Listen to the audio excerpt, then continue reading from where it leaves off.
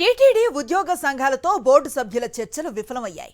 TTD ఉద్యోగ సంఘాల నాయకులతో అడిషనల్ ఈవో, జేఈఓ, బోర్డు సభ్యుడు భానుప్రకాష్ రెడ్డి చర్చల్లో పాల్గొన్నారు.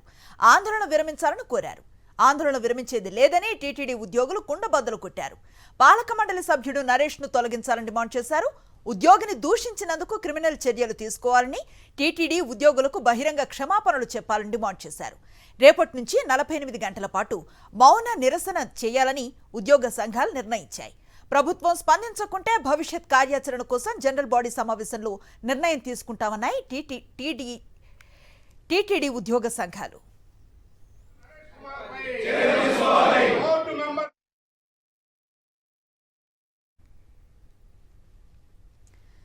ఇదే అంశంపై మరింత సమాచారాన్ని మా కరెస్పాండెంట్ మూర్తి అందిస్తారు. మూర్తి, చెప్పండి, ప్రధానంగా టీటీడీ ఉద్యోగ సంఘాల డిమాండ్ ఏంటి? చర్చలు విఫలమవడానికి కారణం ఏమిటి?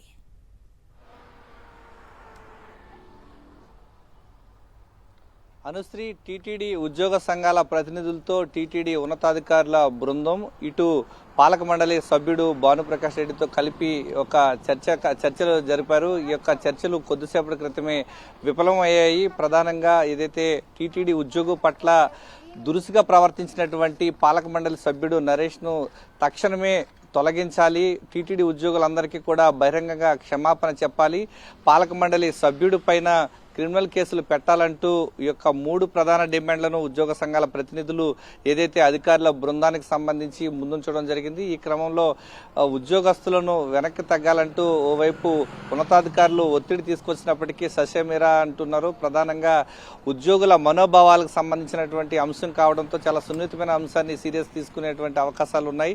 ప్రధానంగా ఈ యొక్క అంశం విషయంలో వెనక్కి తగ్గేది లేదంటూ టీటీడీలో ఉన్నటువంటి ఉద్యోగ సంఘాలన్నీ కూడా ఏకతాటిపైకి వచ్చి ఒకే విషయం పైన చాలా కరాఖండిగా ఉన్నారు. ఈ యొక్క అంశానికి సంబంధించి టీటీడీ పాలక మండలి సభ్యుడు తక్షణమే క్షమాపణ చెప్పాలి, ఆయన పదవి నుంచి కూడా తొలగించాలన్నటువంటి ప్రధాన 2 డిమాండ్లకు వారంతా కూడా ఉద్యోగస్తులు ఉన్నతాధికారుల బృందానికి చెప్పడం జరిగింది. ఈ నేపథ్యంలో రేపటి నుంచి 48 గంటల పాటు మౌన దీక్ష చేపట్టాలని చెప్పేసి టీటీడీ ఉద్యోగ సంఘాల ఐక్యవేదిక నిర్ణయం తీసుకుంది. రేపటి నుంచి 48 గంటల పాటు మౌన దీక్ష చేస్తూ టీటీడీ ఉద్యోగులు తమ యొక్క భవిష్యత్ కార్యాచరణ ప్రకటించడానికి సన్నద్ధమవుతున్నారు.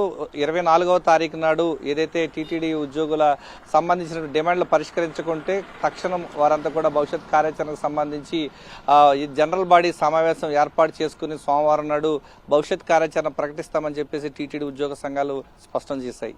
అనుశ్రీ.